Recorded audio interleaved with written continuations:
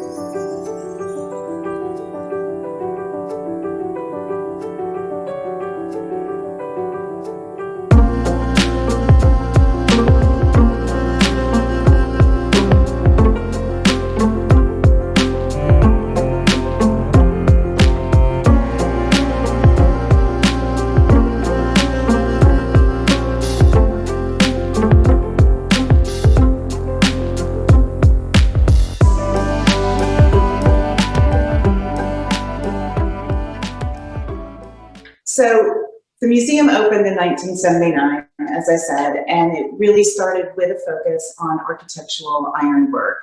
The first exhibition was, I believe, called House Jewelry, and really looking at objects that you could find in the home, including cast iron furnaces and gates and various items that adorn a house. And that really truly was the initial focus of the museum, but James Wallace quickly realized that this institution was not going to survive as an institution dedicated solely to architectural ironwork. And as someone who was very involved with the metalsmithing community in general, he immediately kind of started branching out and including other metalwork. What's kind of interesting is that our original charter said that we would not show any precious metals, and that quickly changed. And actually, that charter was still in place when I started, and we just recently changed it to make sure that all metalwork was included, all metals. But he really expanded it. So we include architectural ironwork in our collection, but we also include jewelry, sculpture, hollowware, enamel work. And it's really just a very broad interpretation of fine metalwork. And that expansion, I think, is really what has made this institution so special and really has made it thrive and expanded our audience. The other thing that I think is so wonderful about the museum is that it's not just the objects that we're showing, it's also that work is being made here at the museum, in the blacksmith shop, in the foundry, and in the fine metals studio. And there are times when all three areas come together to create a piece of artwork. And that's sort of, for me, the most exciting time when everyone is coming together and using all of these different techniques to create something.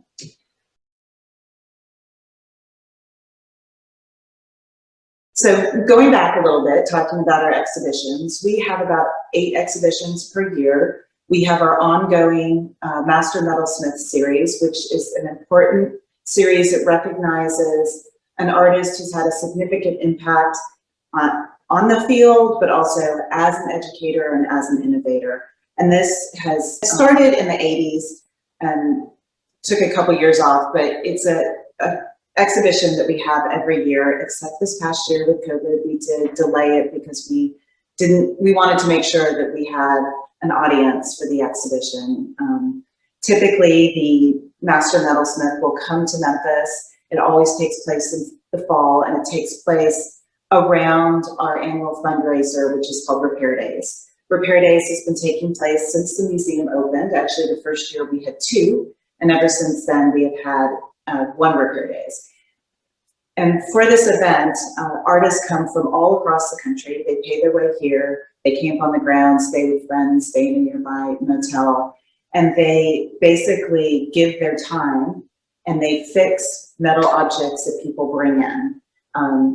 Typically, we have probably about 350 repairs that we do over that weekend. And it is everything from a spoon that's been gone down the disposal to one year they brought aluminum boat in that needed a patch, and we patched the bottom of that. At that same year, we had a small sculpture of a boat as well. So we had a large boat and a small boat. We've had objects that people wanted. There was one year when somebody brought in a metal goat sculpture that we had to add horns to. We've added a leaf to hide some things that people didn't want seen on the sculpture. So it's been a wide range of things that we've done over the years. And it's always fascinating to see what people bring in. And it's also amazing to see the skill level of the people who are coming to fix these objects, things that you would never think could be repaired. One of the most meaningful repairs that we did was a platter that had been completely mangled.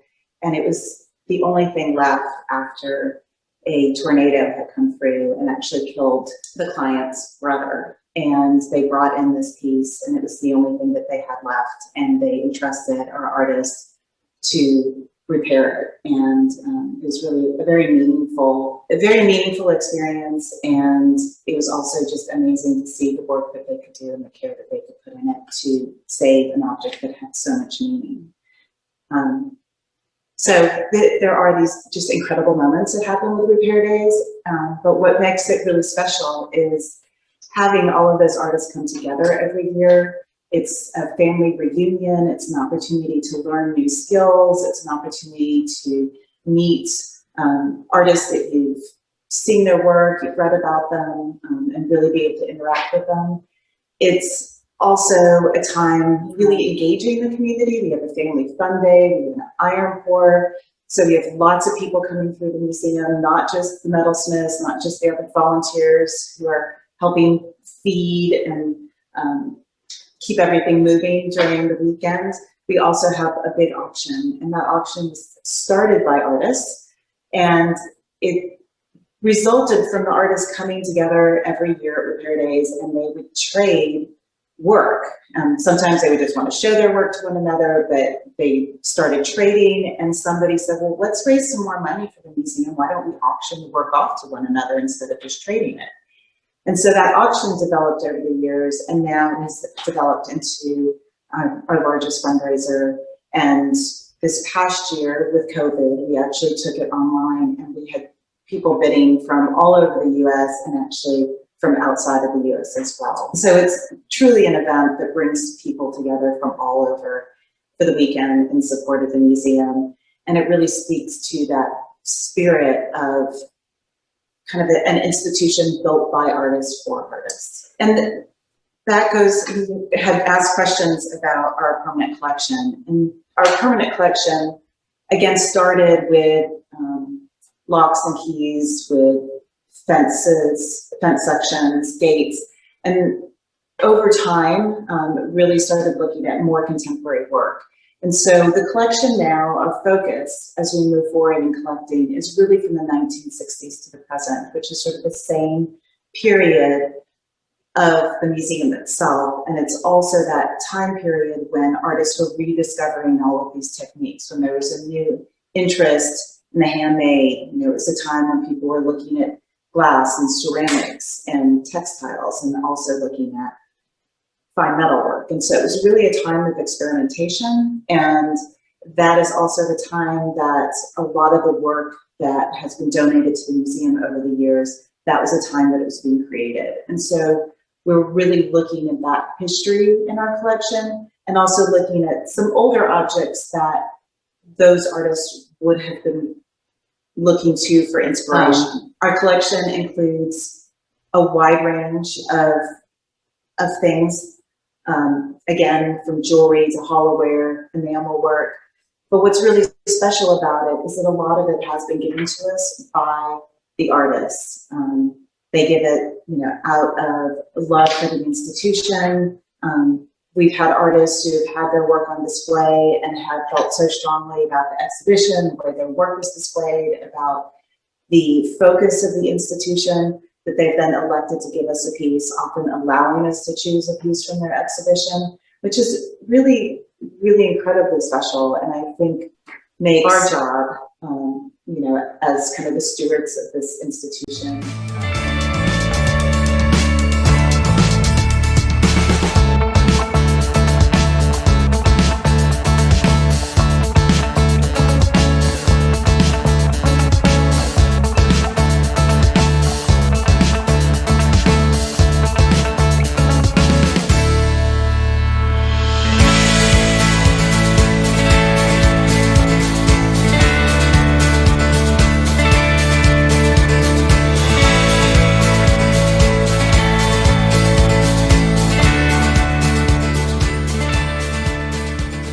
Even more special, but also something that we take very seriously in recognizing that honor and that trust and that belief that they have put into the institution and into us as a result of that.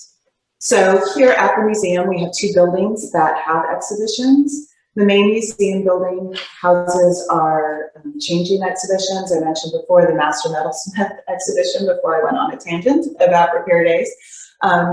So we do have the Master Metalsmith exhibition. We also have a series called the Tributary Series, which looks at, really looks at emerging to mid-career artists who we feel are making having an important impact on the field. We currently have Andrew Mears, who's our Tributaries artist. He is a bladesmith. He actually came to the museum and did an artist residency here. He was here for a year while he was working on his journeyman bladesmith certification. And so his work combines both kind of sculptural elements and the bladesmithing itself. And he's just been a great asset to the museum. He's been a great friend to the museum, and he's also just an extremely talented artist. And so we're thrilled to have him here. Our next artist will be Tiff Massey, who will be doing an installation we're actually going to mirror the entire room, and she's created these kind of large-scale jewelry pieces that will be on display.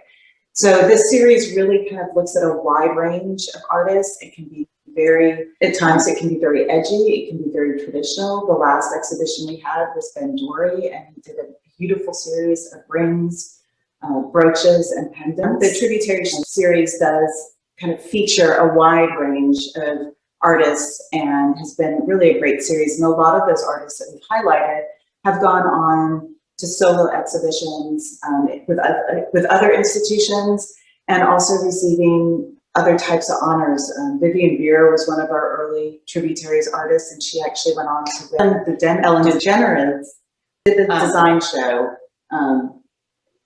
and Vivian Beers actually won that, and it was really kind of a great to see this artist that we featured fairly early on in her career win this kind of national recognition. Other exhibitions that we do include just a range of themes or group exhibitions. We currently have Measured Making, the 150 millimeter challenge, which actually came from the Hereford College of Arts, and it's an exhibition that was really started as an exercise for students. So each participant has a steel bar, an identical steel bar that's 150 millimeters long, and then they're encouraged to make something out of it, to use the entire bar and to create something that is unique, original, and expresses their style. And it became a challenge that went worldwide, and we have just this incredible array on display of just absolutely stunning pieces. They're all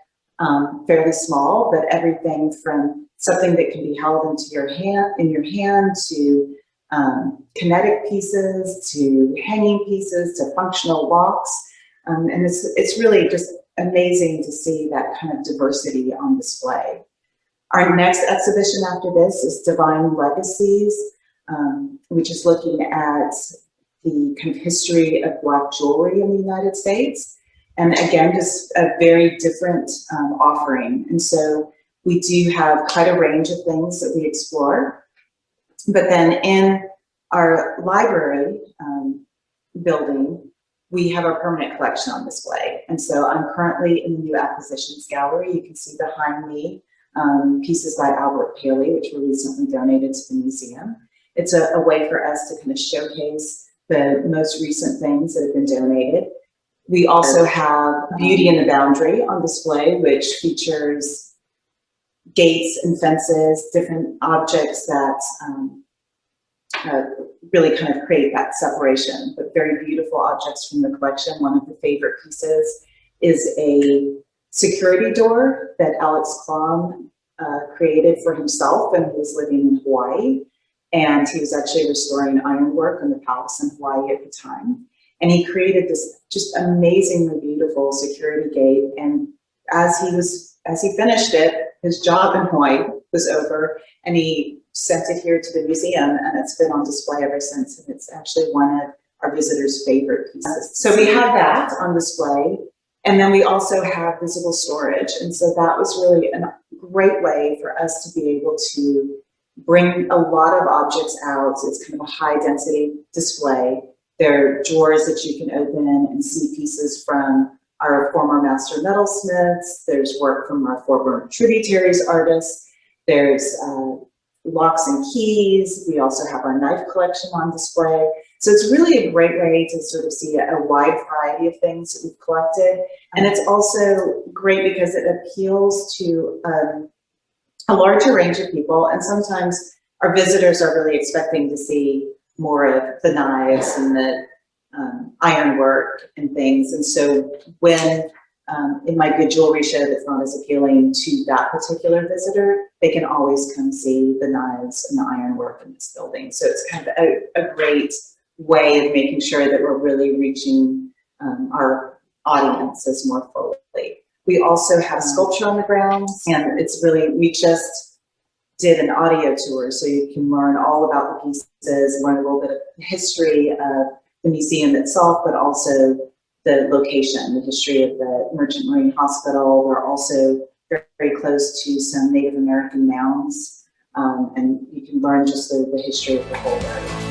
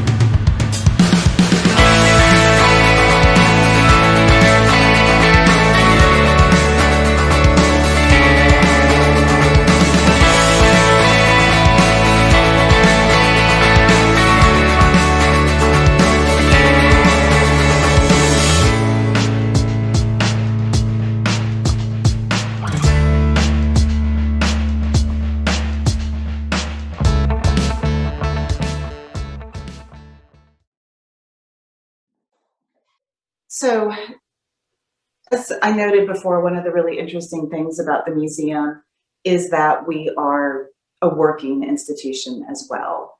When Wally started the museum, it actually was very underfunded, and he, as a blacksmith, started a foundry, or started the blacksmith shop so that he could help support his family and help support the institution. And while it started sort of as this way to help support the institution, it became such a critical part of who we are. And the exhibitions are, kind of on equal footing with what we do in the blacksmith shop, in the foundry, and in the fine metal studio. So early on, Wally asked people to come join him as apprentices. It was an opportunity to learn to just kind of refine your blacksmithing skills. And you had recently interviewed John Medwood, and he was one of our first apprentices here, and he spent quite a bit of time learning at the museum. And it's kind of amazing that he's still an important part of who we are. He is serving on our board of directors. He is here quite often. He's made almost every repair days since he started, and has been here for Forging on the River, which is an annual blacksmithing conference. He also serves on our collections committee and has just been a great asset to the museum.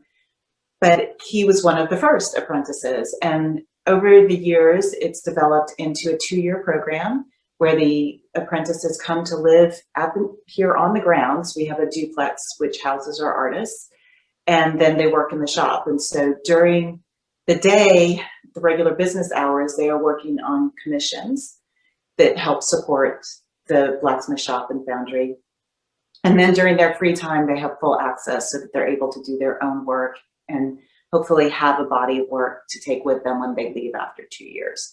And so when I started, we had 1 apprentice at the time. We expanded that to 2 apprentices in the smithy and then 1 apprentice in the foundry. And so that's been a really great program, a very unique program that we've been able to offer. We've also tried to offer summer internships to undergraduate students, which is also a very unique program that we have been very committed to over the years. And it's something that you really can't find elsewhere. So I mentioned before with Andrew Mears, we've had a number of people who've come in and done artist residencies here at the museum. We tend to not focus on that right now just because we've wanted to really be able to expand the apprenticeship program and the internships. But it is something that we are looking in the future to really bring that back and have a much stronger, larger apprenticeship program in the near future. So the types of projects that they work on can range. We do repairs throughout the year, all the same kinds of repairs that we do during repair days. But we also do a wide range of commission work. So it can be anything from a table to a gate.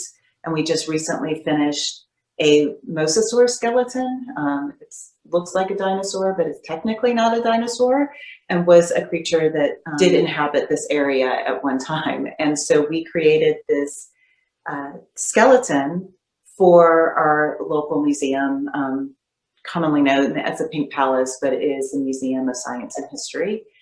And it is now standing at the gate, at the entrance to the museum grounds. And it was a really amazing, exciting project. It's 28 feet long, I believe. And it's a combination of fabrication, forging, and casting. And so there were certain elements that were very heavy. So those are cast in aluminum, for instance, the skull, and the breastplate and the palms of the skeleton were all cast. The skull was actually cast in several parts and had to be welded together. And then the ribs were all forged. We had some elements that were cut and forged, all of the vertebrae. It was really quite an amazing, exciting project. And those are some of the ones that we love to bring in. It somewhat overwhelms our shop at times. We weren't sure we were going to, or I wasn't sure they were going to be able to get the skeleton out of the studio. It was that big. But it was really wonderful. And we had a former apprentice, J.R. Lodico, come from St. Petersburg in Florida to spend a month with us to work on it. It was sort of his dream project. I think it was a dream project of a lot of people on staff. And it's things like that that really kind of excite us. We've also, another project that I think speaks to the talents of and the uniqueness of our studios is an armillary that we did for the governor's residence here in the state of Tennessee. And it included the state fruit, which is a tomato, the state reptile, which is a box turtle, the state bird, which is a mockingbird, the state tree, which is the poplar. And it was all combined into a piece that included cast objects, forged objects, fabricated objects. We had pieces that were raised and enameled, and it was everybody in the shop came together to create this really beautiful piece.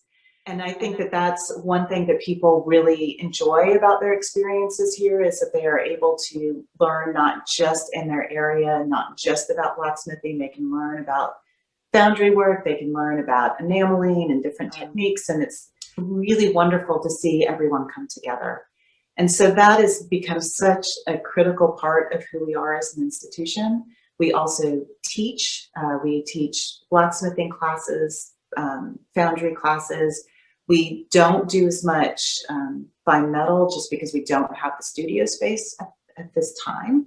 But we do enameling, riveting, a variety of different things. And those classes can be anything from, kind of a drop-in, quick, hands-on activity that you do to a week-long workshop with a master metalsmith. And so a lot of the things we do are a 2-hour class or a 4-hour class. We sometimes have often a full weekend class.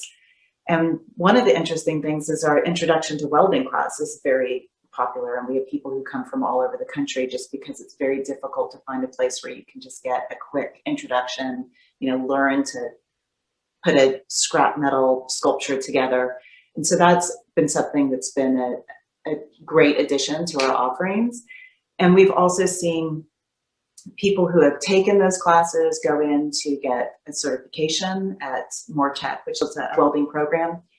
And we've also had some of those students come and take blacksmithing classes or become an intern here at the museum. So there's been this great kind of synergy between this welding certification and us being able to introduce those students to the more artistic side. And they've actually become part of Repair Days every year. They bring a crew of students and they take on some difficult welding projects. And that's been a great addition to our program and kind of this great relationship that we've built over the years.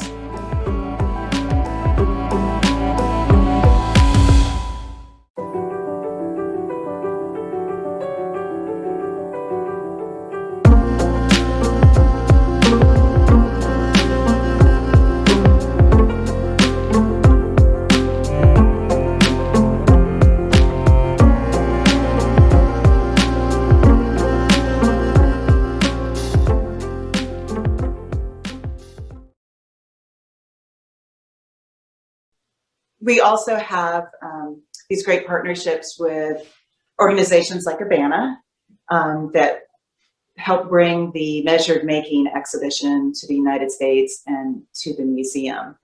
We have relationships with various local nonprofits. We've worked with Knowledge Quest over the past 4 years doing an after-school program where we go into a nearby community center and we work with high school students. We teach them basic metalworking techniques, and after they've passed a couple of skill tests, they actually go on to get paid, and they make jewelry and different accessories that they then sell during a couple of showcases throughout the year. And it's been really wonderful to watch these students grow. Their design sense has developed over time. Their sense of confidence in selling their artwork and talking about their artwork and talking about themselves has grown over the years. And we've had one student, a very talented young woman who's decided to pursue welding. And I think it's great because she's tiny and she'll be able to do things that larger welders won't be. She'll be able to get into smaller spaces and really, I think, be able to take her welding career to a different level, which I think is pretty exciting. And then we've had students like Lawrence, who was kind of shy about sharing his artwork and pursuing it.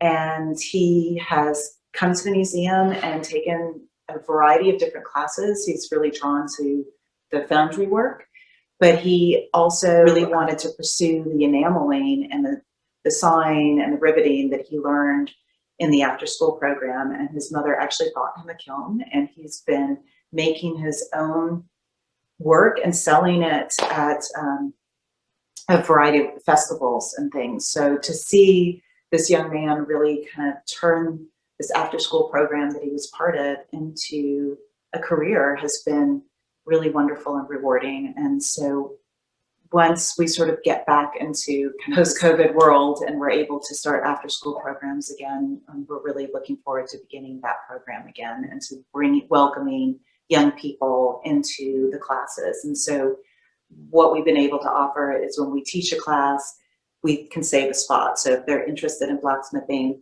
they can come and take the regular blacksmithing classes at no cost.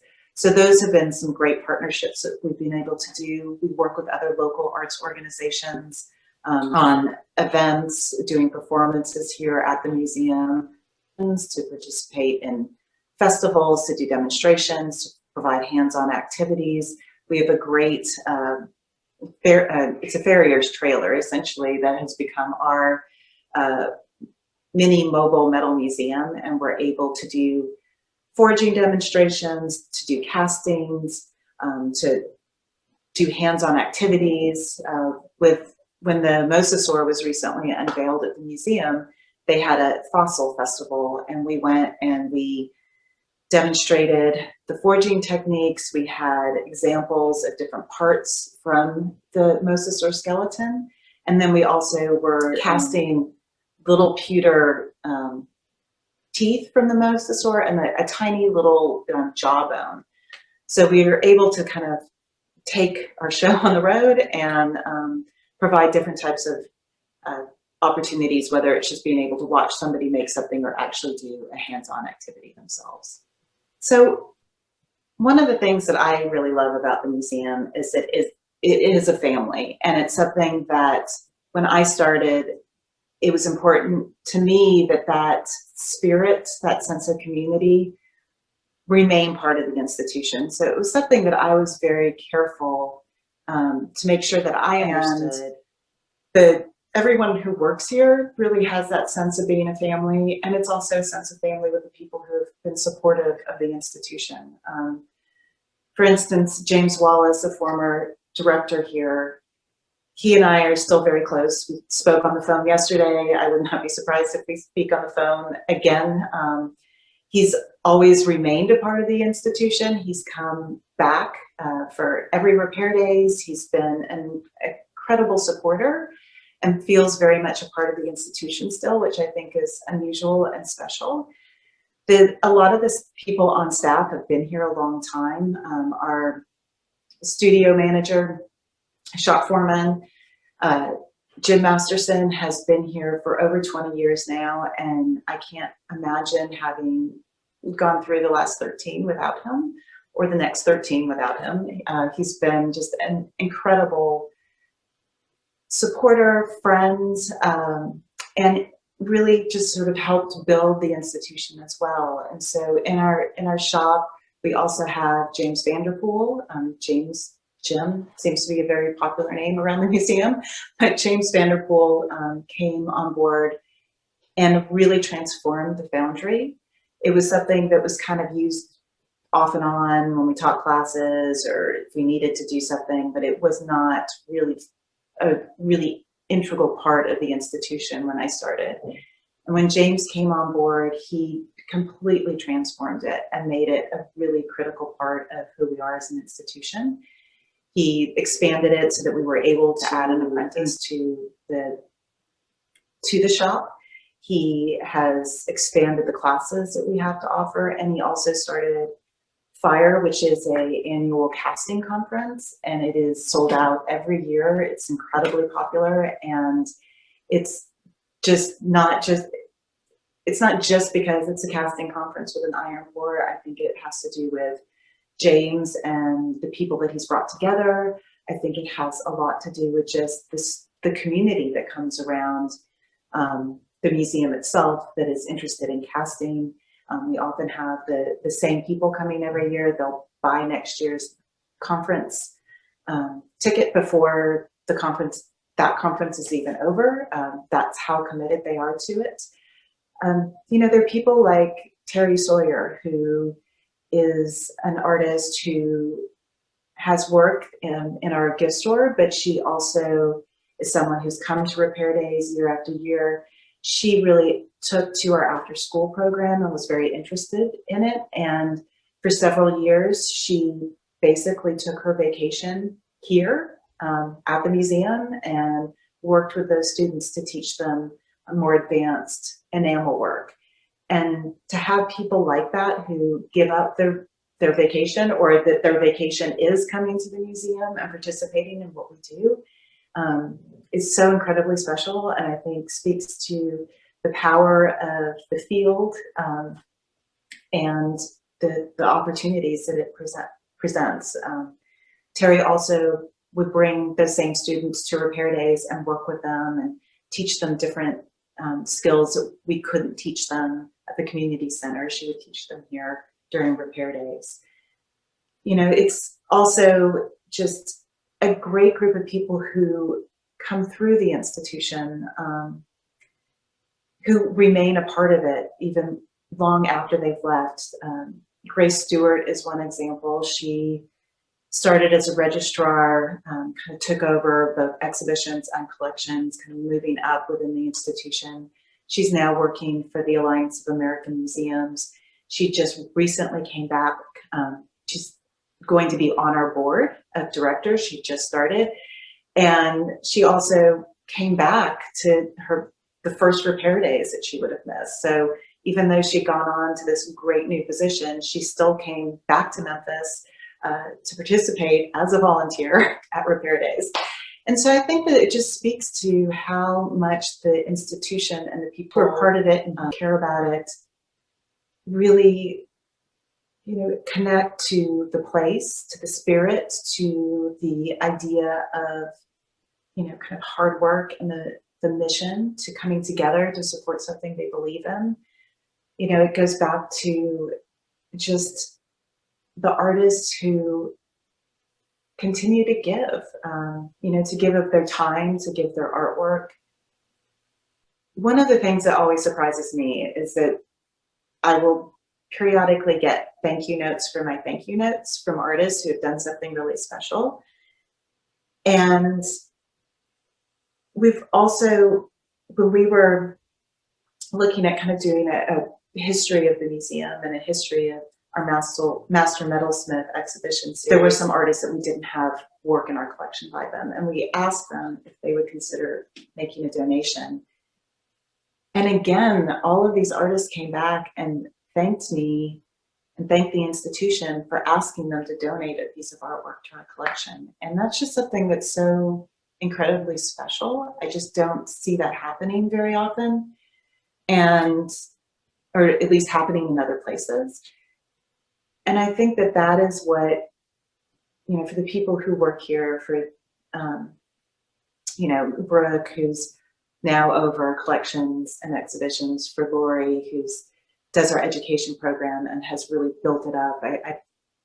The after school programs and a lot of the workshop, the hands-on activities, these new gold tours that we offer where you can get a short tour and do a hands-on activity.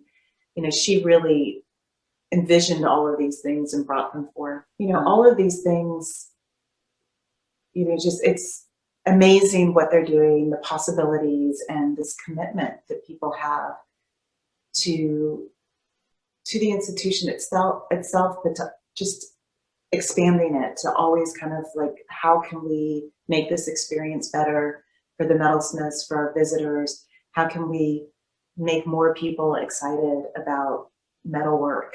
It's really been wonderful to just see the growth and be part of a place that people are drawn to, that people come back to, that is really will always have a place in their hearts, even if they're not able to come back year after year.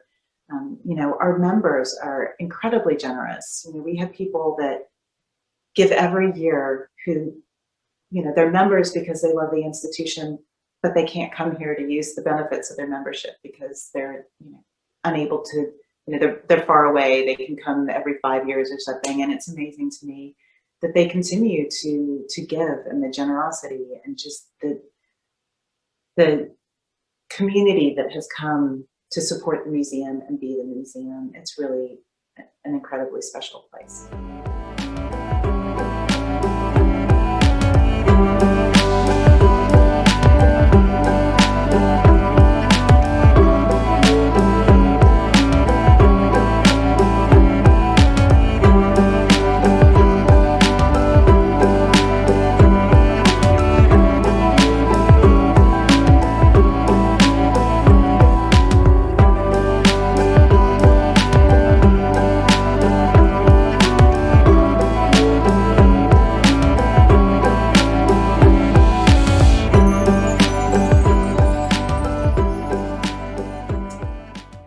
So one of the exciting things we have coming up is we have just started we're in the very early phases of the capital campaign. We are looking at actually expanding the Metal Museum.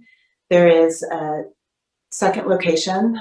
It's in a park. It's in Overton Park, which is a central location in Memphis. It's much easier to get to than our current location. And there is a mid-century modern building that was recently vacated by the Memphis College of Arts. And we are currently in negotiations with the city of Memphis, working with some architects and also raising money to basically expand the museum into this more centralized location, but into a much larger location.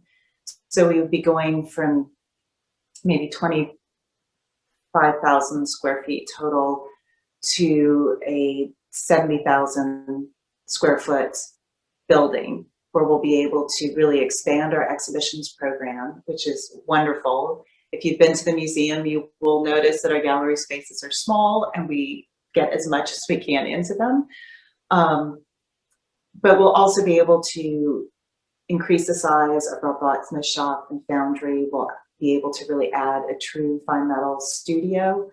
We'll be able to add classrooms and really expand our education program. We'll be able to host more apprentices and interns.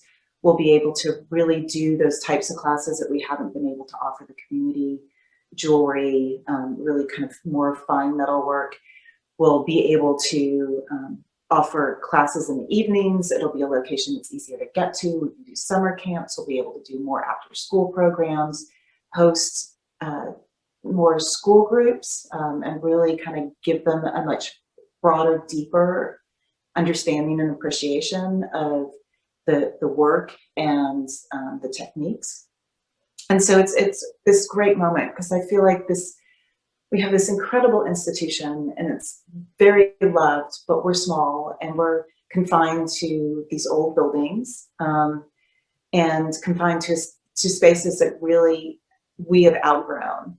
And so we're looking at, in the next 3 years, being able to move to a much larger facility that will really showcase the work the way that it should be, allow us to collect more, and really be able to collect it, share it, showcase the work. And then what we plan to do in our current location is to do a true artist residency program. And that's something that we've heard repeatedly that people would love to see, because really most residency programs, and when we first kind of stopped doing residency programs, it's because there are programs all across the country, all across the world. It felt like we weren't offering something special. But when we stopped offering them, people came to us and said, you know, we need something like this. You know, there isn't some place where you can go where you have access to a fully equipped studio, where you have access to equipment and tools and techniques that are not what you're normally working in, so that you can have that experience as part of that residency or that sabbatical that you're doing. And so what we're able to offer, instead of offering an empty studio that you have to move all your things to, which is what most residencies are like, we're able to offer you an equipped studio where if you are an emerging artist, you have access to tools and equipment that maybe you can't afford in your own studio yet.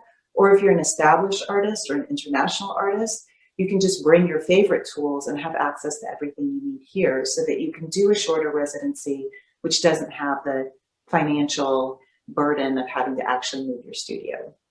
And so we're really excited about being able to offer this opportunity and, you know, keep this location and that sense of place and identity that we have with the current location, but also be able to create an institution where the spaces are truly designed and renovated in such a way that it is meeting museum standards, that we're able to showcase the work with the space and the lighting, the ceiling height that it really needs. And also to be able to really expand our education program, to teach the classes, to engage the community, to do partnerships that we just don't have the ability to do right now. And so we are excited about that. And I hope that you will come visit us before we make that transition to experience this incredible institution on the Mississippi River. It is truly one of the most beautiful views of the river. Come and experience us here, and then come and experience us in the new location, where we'll also have an incredible view of a beautiful urban park, and a great opportunity to just see all of the wonderful things that the metalsmithing community has been able to create, and the wonderful institution that they have supported over the years, that they have helped create, and that they help keep going, and they keep that spirit alive.